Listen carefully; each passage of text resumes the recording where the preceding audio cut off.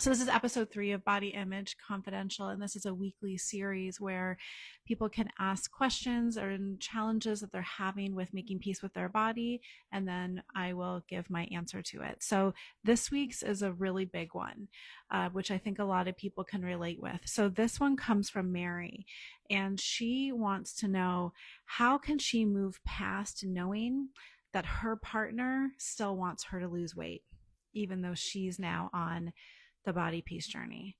So as you can imagine, that's a really big one. And there's a lot in here that we kind of need to look at and unpack, but I'm going to try to get to the core of it. So the first thing that I want to say is, when you're on a body peace journey, this is about you. So this is about you and your body. Nobody else is living in your body. And that's what we need to remember, that so much of how we've grown up and what we're doing with trying to lose weight and fix our appearance is for other people.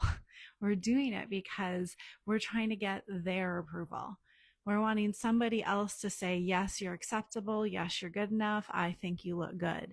And this can stem all the way back to when we were children and we were essentially taught to get other people's approval, to get our parents' approval, to get our teachers' approval. It was all about winning approval. It was about getting gold stars. And that really runs deep within us on a survival level too. Because when we were young, we needed people's approval in order for them to stay with us and love us and survive. So this runs really deep. But we need to see now that when it comes to making peace with your body and decisions that you're making about what feels good to you, you are the only one that's living in it.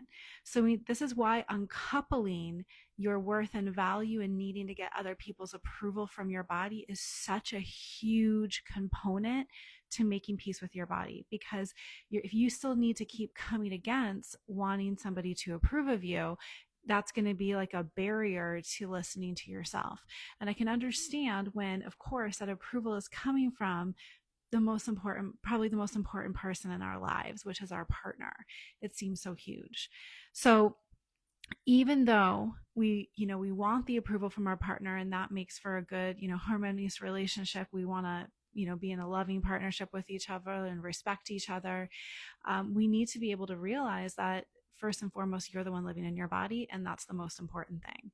So if you've come to a place now where you're like, I'm not dieting anymore, I'm not going down this path of trying to shape my body to please somebody else. I want to listen to my body. I want to honor my body. I want to start paying attention to it, and whatever size that ends up being is what it is. That needs to be your main focus. Now, here's another piece to this question. So context is important, because who your partner is and what they believe and what their ideas are around body size, image, health matters. So this isn't going to be the case for everybody in every relationship, because if you have a partner who maybe this doesn't matter to them as much, then it's not going to be such an issue. But Mary's partner here is really himself into calorie counting and fitness. Okay, so this is a big one. So for him, body size and weight is really important to him.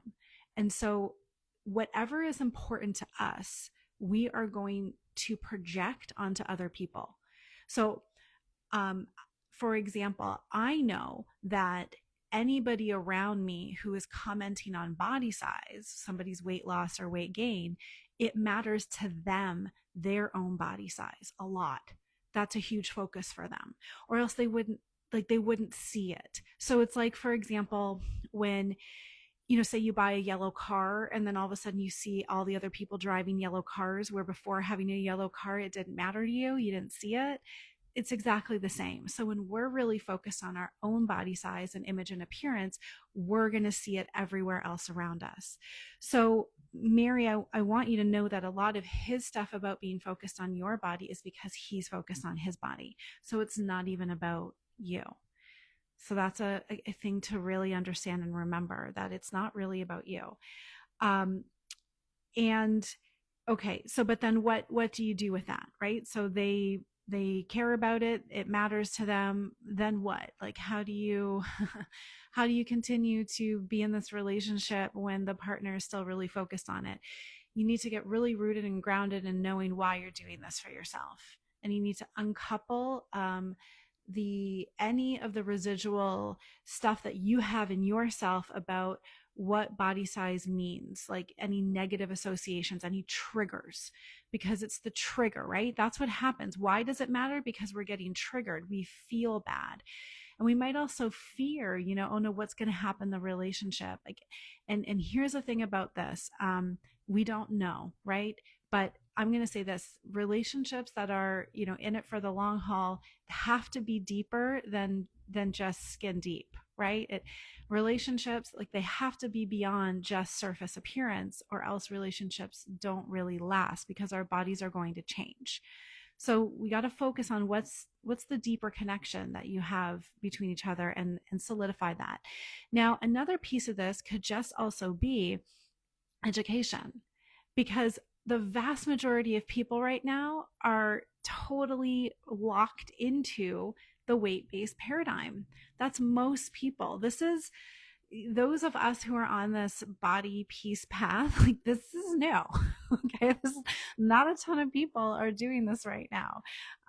So most people are still locked into what we are told in society is that you need to focus on weight loss in order to be attractive, in order to be healthy, all that kind of stuff. So just understand, if that's what he believes, then that's what he believes right now. So this is a good opportunity to offer some alternative sources. So I love the book Health at Every Size by Lindo Bacon. I think it's like a great introduction, particularly about the weight and health piece.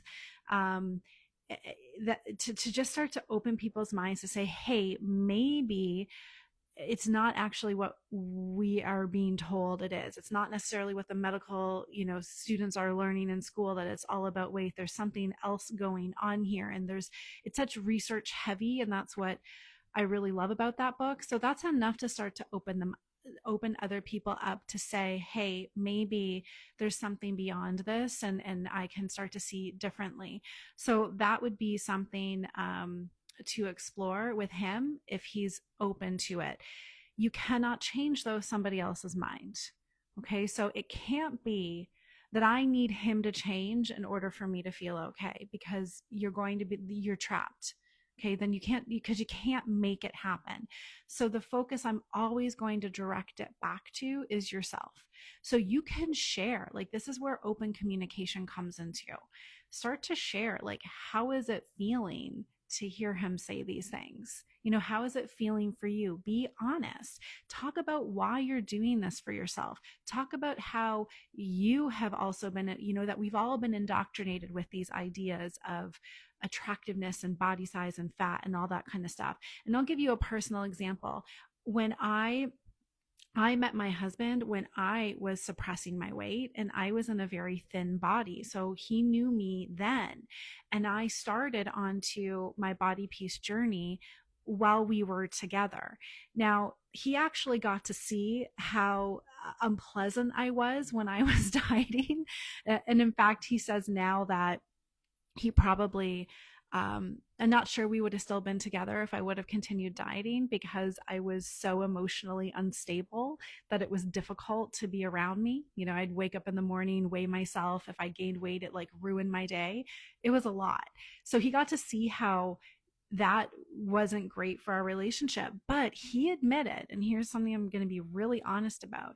He admitted that when I started gaining weight, he sort of questioned his attractiveness to me, and he thought, oh, like, she's gaining weight. Now, I consider myself pretty lucky that, because while both of us have been very much on our own personal development, growth, and spiritual journey path, that's how we met, was at a workshop on this personal growth journey, that he was able to see that those were just conditioned thoughts that he had.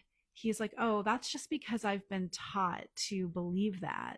And so he was able to get over that really quickly. And now there's no issues in terms of his attractiveness to me. He tells me that all the time. So he definitely evolved along with me. And as I was on this journey and I was sharing all of this stuff with him about what I was learning, I was educating him along with it too. We'd watch TV shows, and I would be like calling out all of the ways that fat phobia was showing up, and I'm like, see, this is how this is happening. And so he's so aware of it now too. And that he kind of came along with me on the journey. But I'll wrap this up by just saying, we cannot force, other people, family members, our spouses, partners, whoever we're with, to see it the way that we're seeing it. Like, we can offer it, we can share, what our experience is, and how we're feeling. But what has to matter is that this has to be important to you, because this, like, again, this is your body, this is your life. If you know what it feels like to, if you're doing this now, you've come to a point where trying to suppress your weight and change your body in order to please other people is hurting you more than the benefit you're getting from it, right? So that's usually when people come to this path, is there's that tipping point that says, trying to keep my body looking a certain way so that I can feel okay or safe or get other people's approval, the pain is just outweighing any of that benefit now. And I yearn to be free. I yearn to just feel okay and live more authentically and truly and wholly as myself. And you need to focus on that. And if he comes along with you or not, you have to let that go. That's just, don't worry about it. Focus on yourself, and focus on removing the triggers that are coming up. So this is exactly why I do one-on-one private coaching with people, because this stuff runs deep. Okay. This is not easy stuff that we're dealing with. So it takes a lot of that commitment to say, okay, I'm going to unearth this for myself. Like, I want to do this work to not be triggered, to connect back with, what do I really want? Who am I really? Find that sense of safety within myself. So it's not, I wish I could wrap this one up in a bow and say, yes, like, he'll come along with you and everything's going to be roses. We don't know. Like, I don't know what's going to happen, but you need to do what's right for you and realize that that's what's most important. You live in your body and you be authentic to yourself, share, offer, communicate, do all of that. But you can't change somebody else. So this has to be a journey for yourself. Okay. And I think it's a worthwhile one. It's the one that I think we're all really desperately wanting to go on, is to just be at peace and live authentically and freely and wholly as ourselves in this life. And we just kind of got distracted along the way with all of these ideas from society. All right, Mary, I hope that was helpful and supportive to you today. So anybody else here who's watching this, if you have a challenge, if you have a question, something you want to ask me about the body peace journey that you would like an answer to, just send me a DM. If you're watching this on Instagram, you can send me a message. If you're seeing this on YouTube or wherever it is, just say, hey, I have a question for Body Image Confidential, and I can address it in an upcoming episode. Thank you so much for watching. Have a great rest of your day, everyone.